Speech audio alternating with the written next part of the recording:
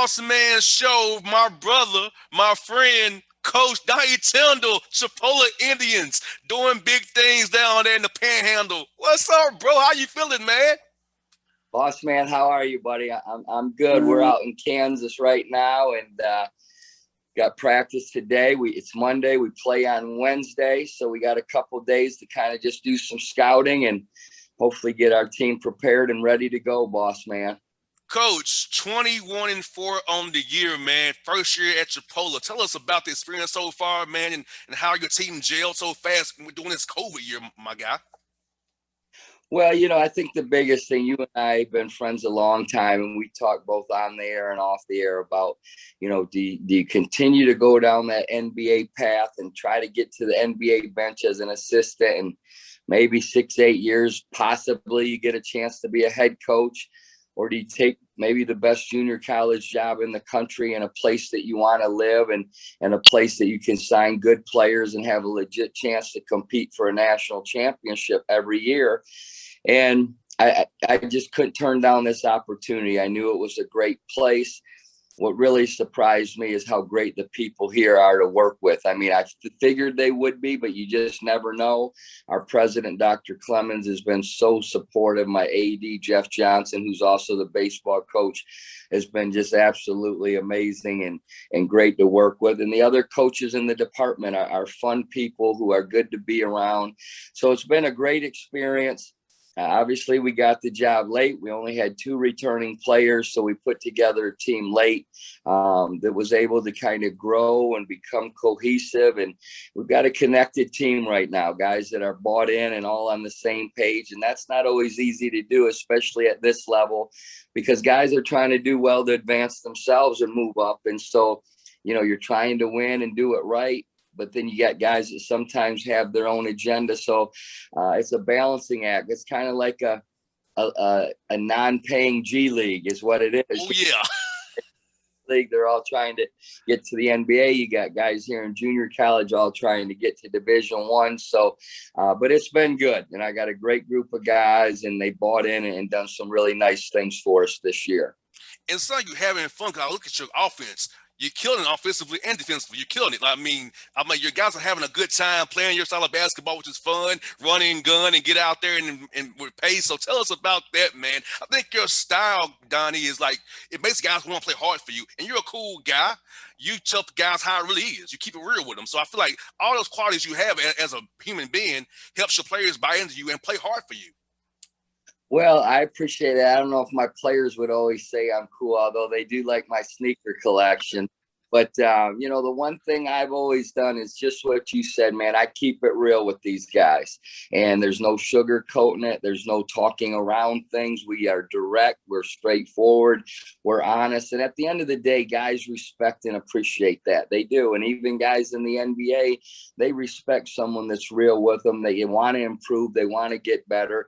And that's just the way we've always done it. And sometimes you hurt their feelings a little bit. Sometimes guys don't always like what you have to say, but when they have time to reflect, they know you have their best interests at heart. And I think that's what they've seen. And, on the floor, I've changed my offensive philosophy from when I was in college. We did do a lot of pick and rolls in college, but now we basically run an NBA offense with 4 out spacing, ton of pick and rolls. And, I've learned a lot in my 4 years in the NBA. I tell people, I was considered a good college coach, and some people say a great X and O coach, but I was a way better coach now than I was 4, 5, 6 years ago. It's not even close. So I had a chance to grow and improve during that time.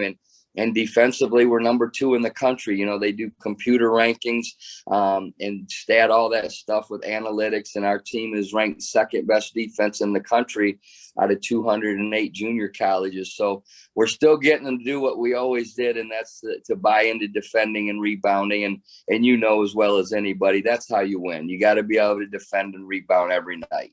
Especially in tournament games where it's one and done. Because some nights you're not going to make any shots. It's make or miss. But if you defend, get into everybody's crowded space, close out with high hands, and play with energy and effort, you have a chance every night.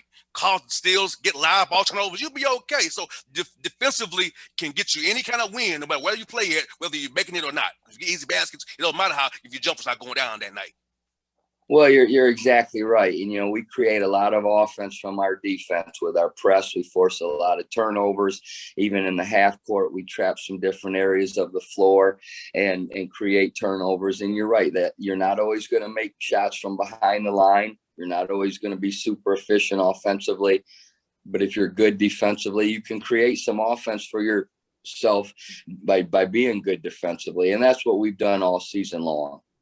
And Donnie, just tell us about your key players, man. I mean, the guys who released this year really stepped up, gave you guys the boost you needed, because I feel like, man, your team is loaded, man. I was looking at the stats, man. These guys are loaded. So tell us the guys in your mind who really helped you out the most this year, man. Get you to here to Kansas in this tournament here you got here starting on Wednesday, brother. Well, I think the biggest thing with our team, JR, is we got about 12 good players. We don't have what you'd call a quote unquote superstar, but we've got 12 balanced guys that if you go to your bench, you're not losing much. In some instances, you're not losing anything. And even in a couple positions, we may get better when we come off the bench. So we have a deep team that can play 10, 11, 12 guys. We can, if you get in foul trouble, we can overcome that because of our depth. If a guy gets a little bump and it's been out a game or two, which has happened, we can overcome that. But I think you got to start with the sophomores. We got a sophomore guard named Carlos Lemos, who's averaging about 13 a game. He's good defensively. He gets some steals in our press, shooting over 40% from behind the line. And he just does a lot of different things for us. He turns it over a little bit too much for my liking, but he's one of those guys you kind of have to live with that because he's a playmaking guy. That's just who he is. Then we got a big kid, Naheem McLeod, who's 7'3". He signed at Florida State, so he'll be with Coach Hamilton next season.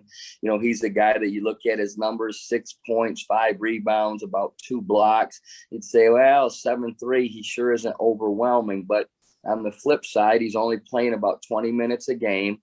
And in the shots he doesn't block, he certainly alters or changes, and it gives us a chance to rebound it and get out and play in the open floor and transition. So he's the guy that, even though his numbers aren't super impressive, he's been impactful at the back of our press and in our zone. And then we got another kid, Naquan Tomlin, about a 6'7", 6'8", was a junior college transfer out of New York. He's long, he's athletic. He's don't get me wrong when I say this, he's a poor man's Kevin Durant. He's long and skinny like Durant, but can play on the perimeter. He makes threes. He gets to the foul line. He's a good offensive rebounder. So all three of those guys have been good as sophomores. And then I got to mention a kid that is returning, comes off our bench, Lance Irving, a sophomore, 2-guard, can really score it. He had a game this year where he had 30, he went 8 for 8 from 3, but he averages about 10 a game and been very solid off the bench.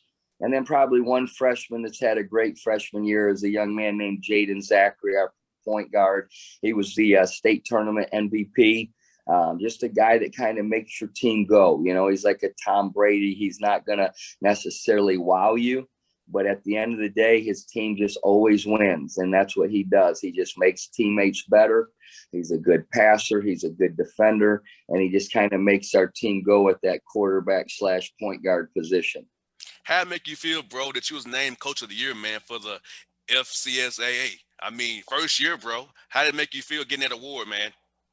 Well, I think the biggest thing I've said this, anytime a coach gets an award, and it's happened in the past for me, fortunately, it's not about the coach. You don't become Coach of the Year if you don't have a good staff handling the day-to-day things and recruiting players, and you don't get Coach of the Year if you don't have great players that win games for you. So at the end of the day, the Coach of the Year award is always reflective of your entire organization, and it's no different this year. I've got a great coaching staff, guys that work day and night, spend a ton of time with these guys in the gym. And then I've got, like I said, a good collection of players that have bought into the team. They've sacrificed for the betterment of the team. They've given of themselves. And that's what helps you get awards like that. So it's totally a team thing, JR. And Donnie, we've been friends for years, man. And I'm seeing your success, man. Makes me feel good because I know how it was for you in those dark days, man. As being one of your closest friends, man. So seeing you having success, bro, makes me feel so good because you're showing the whole world that you are a damn good coach and you are a damn good person, and nobody can ever take that away from you. And I mean that, bro. Well, I appreciate it, buddy. I didn't have a lot of loyal friends through this whole process, as you and I've talked about, but you've certainly been one. I have a ton of respect and love for you, buddy, and appreciate you having me on. And hopefully, we can get this national championship. I'll be glad to come back on and talk about that too, brother. That's what I was gonna tell you. Hey, you get that championship next week, right here. You'll be right on again. That's what I was gonna tell you. Yeah, that I may drive to Atlanta, be live in studio guest for you. Shoot. Yes, indeed. I would love that, bro. I would love to have you here at ATL the 404, man. Let's make it happen. Hey, get those wins. Let's make it happen, buddy. All right, bro. I love you, man. Love you too, boys. Talk to you real soon, man. Okay, bye-bye. Bye now.